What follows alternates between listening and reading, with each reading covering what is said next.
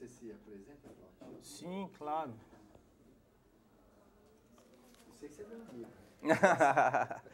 Pessoal, então olha só, estamos aqui hoje, para mim é uma grande honra estar falando para vocês, pessoal de contabilidade, é isso? Tô certo? Mas eu gostaria que, se vocês pudessem vir um pouquinho mais para frente, quem está lá no fundo principalmente, eu sou carente, eu preciso de gente perto de mim, entendeu? Dá para vir para frente? Obrigado. O pessoal é tímido ou é porque não gosta mesmo de ficar perto do professor? Hã? Tem uma visão mais panorâmica. Tá certo. Gente, então, muito obrigado pela acolhida. Professor Kassai, que me fez esse convite. Eu agradeço bastante. E hoje a gente vai falar vai ter um tema bastante interessante que eu acho que para vocês, principalmente que estão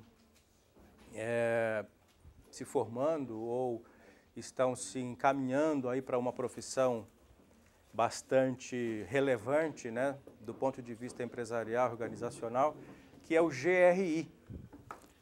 Quem daqui já ouviu falar de GRI? Ninguém?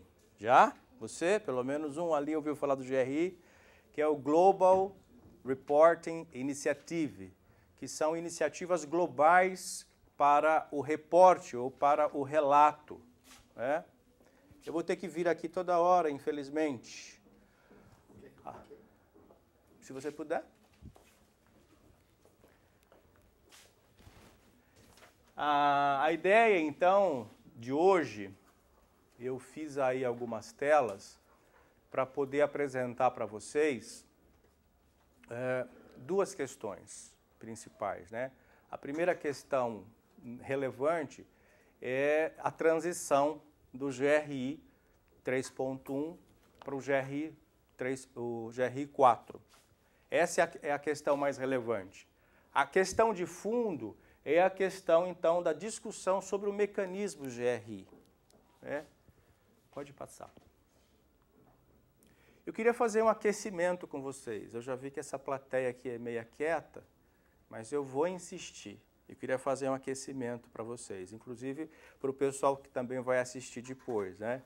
Então eu gostaria de perguntar para você assim, você consegue saber a missão da sua vida? Qual é a missão que vocês têm na vida? O que é missão para vocês? Alguém fala? Alguém consegue? Ninguém? Meu Deus do céu, ninguém tem uma missão na vida? Nem se formar? Comprar um apartamento? Viajar? Ser feliz? Ninguém tem uma missão? Você tem uma missão? São várias, né? São várias? São várias. Se você pegar uma só, não sei se eu sei. Então, mas então, será que você não confundiu missão com metas? Você tem uma missão na vida, ser feliz, provavelmente, mas eu tenho uma meta dentro dessa missão. Quais são as metas? Aí são várias, né? Mas qual é a missão que nós temos? Sobreviver? Seria isso? Se eu tenho uma missão de sobreviver ou de sobrevivência, eu pergunto para vocês, quais são as partes interessadas na minha sobrevivência? Quem se interessa pela minha sobrevivência? Ou melhor, quais são as empresas, os grupos que estão relacionados, integrados, interessados, influenciados com a minha missão? Vocês conseguem ver isso? Na casa de vocês, quais são as partes interessadas? Família, mãe, pai, irmãos. O que mais para vocês sobreviverem? Eu preciso de uma habitação, eu preciso de luz, energia, eu preciso de água. Olha como todas as partes, né, que estão interessadas na sua sobrevivência acabam fazendo sentido na sua missão de vida. Correto?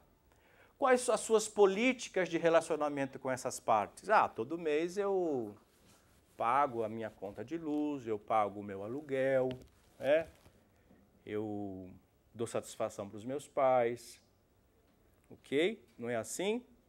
Então, a primeira coisa que você faz, pode passar, Kassai, por favor. A primeira coisa que eu faço, né, quando eu estou dentro de uma sociedade ou de uma coletividade, eu preciso saber o contexto disso. O que eu estou fazendo aqui? Depois, quais são as partes que estão comunicando comigo? Quais são as partes interessadas nesta minha missão? E segundo, eu vou me posicionar. Não é? É a mesma coisa. Não é?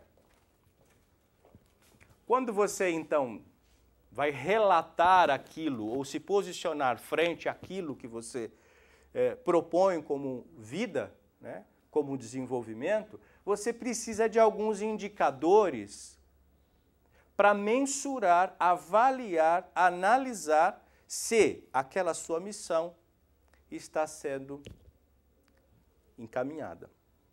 Correto? Então, no caso aqui, geração e distribuição de valores. Eu tenho dinheiro para chegar lá? Para a minha missão? Eu estou bem na conta do banco, tá? Azul a minha conta de banco, né? Consumo de energia elétrica, como é que eu estou consumindo? Será que o dinheiro que eu tenho vai poder pagar essa minha energia elétrica? Eu vou poder continuar mantendo aquela minha missão, sei lá, de ter um casamento feliz, morar num lugar bacana, num bairro bacana, se eu continuar consumindo assim?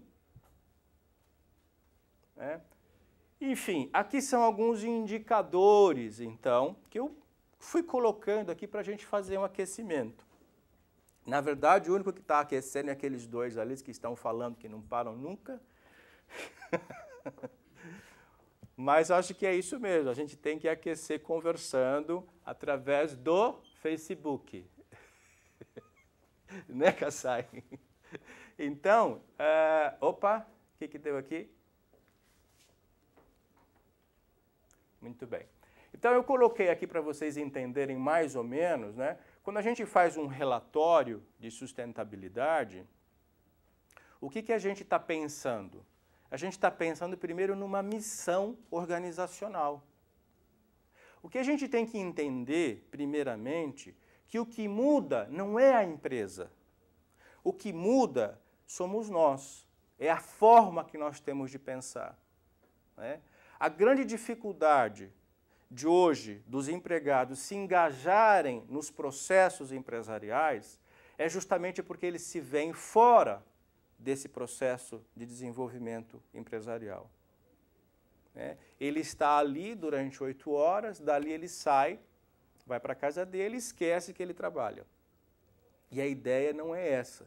A ideia é, de maneira que a empresa tem uma missão, você também tem essa mesma missão, e essas duas missões se integram, se relacionam, e efetivamente consigam ter um mesmo resultado. Pode ir para frente, por favor. Bom, eu acho que todos vocês já conhecem a cultura do iceberg. 10%, essa plateia é bem quietinha, Kassai. O pessoal de contabilidade é quietinho. Eu sou profissional de relações públicas, então você imagina.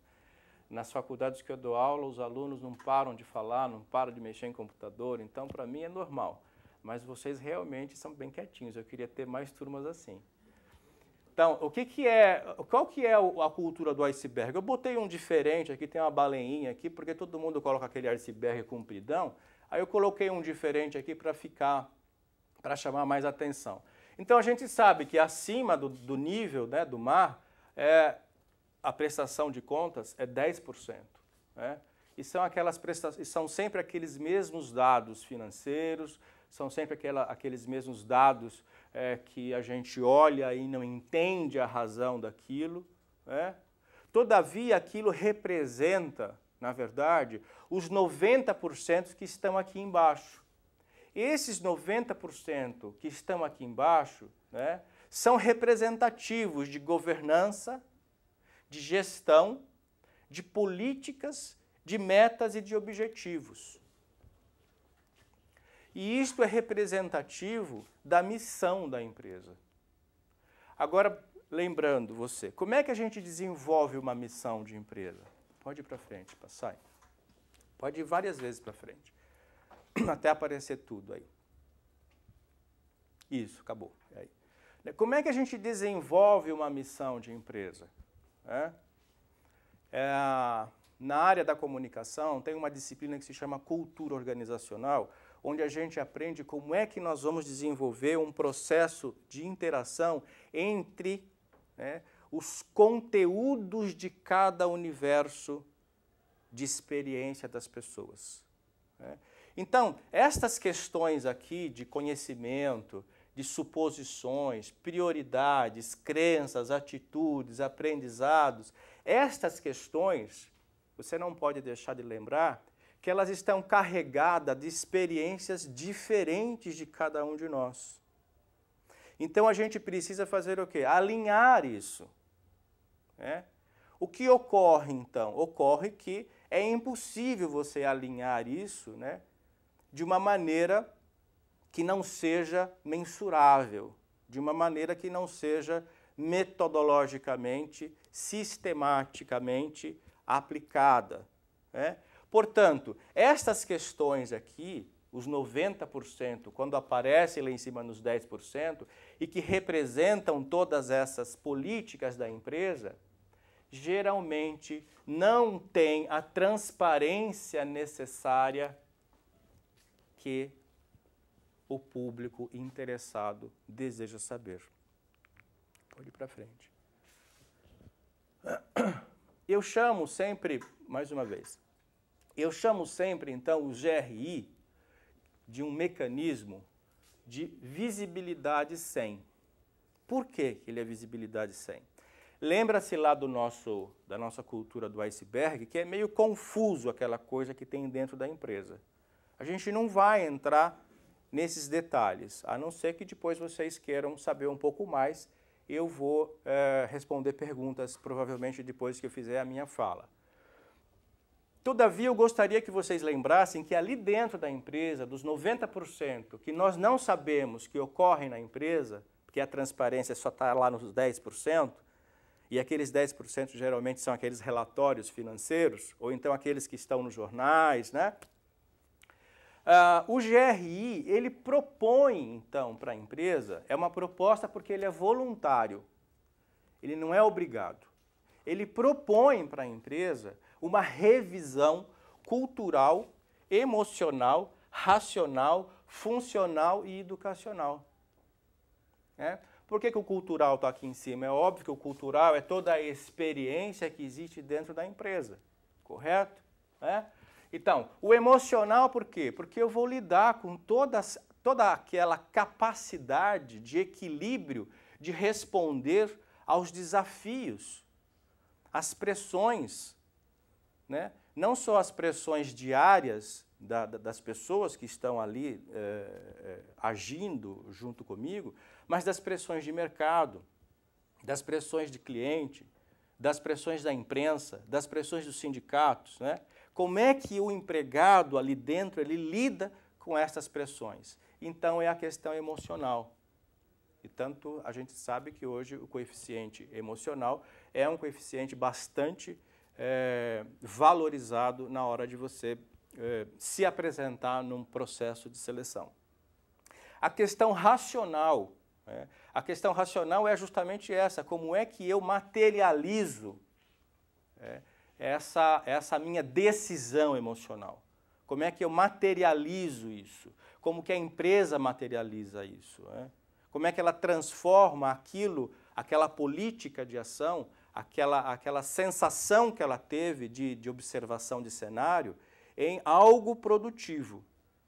Então, aqui estão as políticas de ação, como é que a empresa desenvolve e escreve em seus enunciados, nos seus estatutos, aquilo que ela pensou. Ela pensou, então, como é que eu vou agir, por exemplo, diante de um trabalho trabalho escravo na cadeia produtiva? Como é que eu vou agir? Eu vou agir assim, assim, assado. Eu vou fazer um trabalho junto com a cadeia de produção, com os fornecedores, com as oficinas, né? Então, é aqui que eu vou desenvolver essa ação. A questão funcional, cada vez que eu desenvolvo, então, cada vez que eu promovo uma ação racional junto à empresa ou junto à organização onde eu estou desenvolvendo a minha ação, é óbvio que eu vou interferir em todo o processo estrutural. Então, aqui, neste momento que eu estou lá avaliando, né, toda aquela ação racional sobre aquele problema, eu vou ter necessidade ou de criar novos processos, ou de criar novas estruturas, novos departamentos, novas seções, ou então de eliminar. Não é só criar, mas também eliminar. Aqui é a questão educacional. Então, é o processo do desenvolvimento do conhecimento. É onde eu estou compartilhando todo esse processo, né? Então, se aqui no funcional eu desenvolvi toda uma nova estrutura, uma nova forma de trabalhar o meu problema cadeia produtiva, por exemplo, que a gente já entrou nesse tema, aqui no educacional eu preciso desenvolver a competência, então, da empresa, né, ou dos funcionários, para que a questão cultural possa seguir o seu ciclo. E o GRI, ele faz isso nas empresas.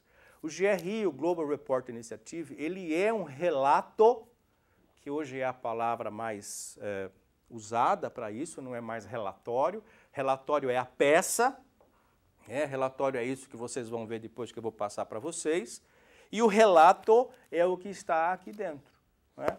É o que realmente demonstra a capacidade da empresa de fazer esse círculo virtuoso de criar uma missão, que é aquilo que a gente estava falando lá fora, né? Que é aquilo que o professor Nelson também sempre fala sobre criar uma missão de uma maneira mais estratégica. Pode ir.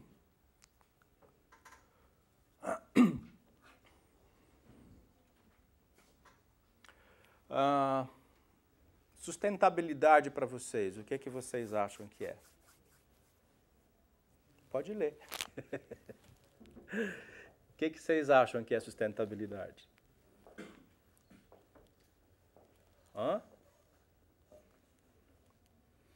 O que se diz de sustentabilidade nos jornais, nas revistas, na TV? Que é a preservação do presente, né? A preservação dos recursos naturais aqui no presente, para que as futuras gerações possam continuar usando. Não é assim? A sustentabilidade, a gestão para a sustentabilidade, então, é fazer com que essa abordagem da utilização equilibrada dos recursos naturais seja, de alguma forma, incluída nos negócios. Só que a gente tem um grande paradigma aí, não é? Cada vez que a população cresce mais, cada vez que nós temos uma mudança muito grande da população do interior do Brasil, do interior das nossas cidades, da população rural para as grandes capitais, nós temos aí uma grande, então, necessidade de maior consumo. Então, é óbvio que as empresas elas vão produzir mais. Produzindo mais, elas estarão, então, também gastando mais recursos naturais.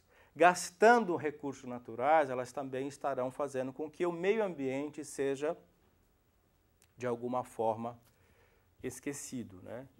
De alguma forma seja desprezado, né?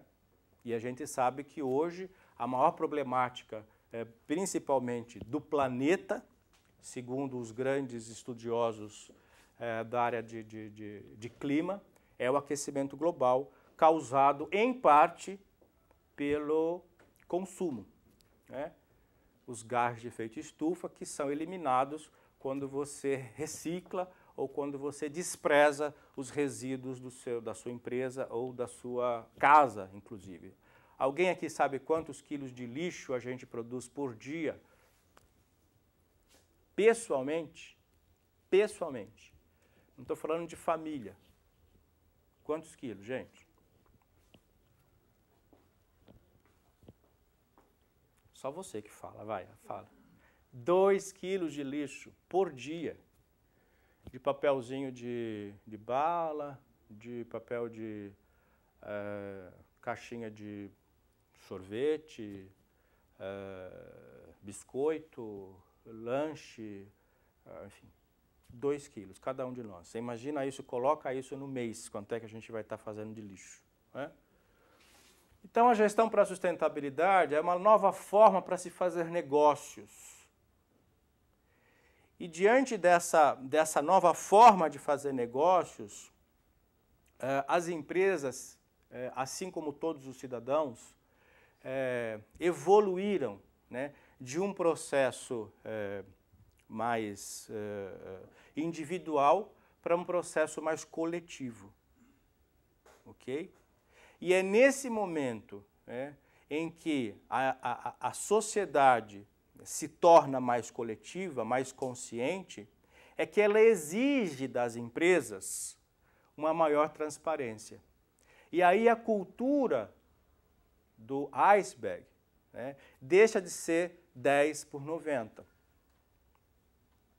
A cultura do iceberg precisa ser 100-100. Não dá mais para ser 10-90. Não é?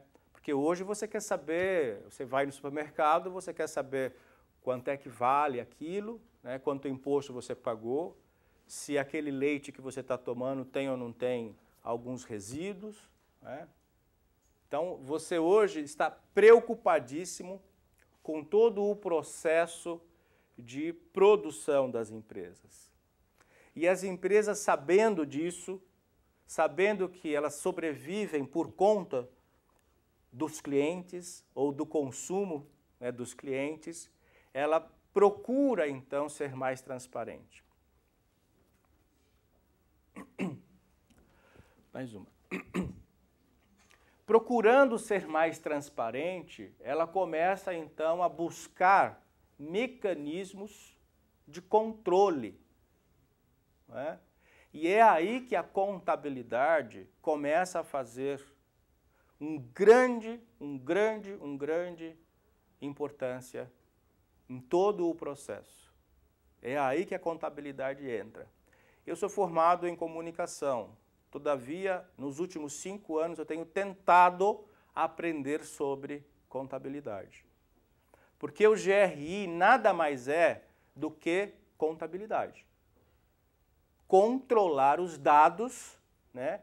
Comparar estes dados, medir esses dados em função do período em que você começou a investir em todo o processo de sustentabilidade e divulgar os seus impactos socioambientais, justamente porque assim todo o processo internacional, né, de capacidade de absorção da comunidade, da população, dos públicos, assim deseja.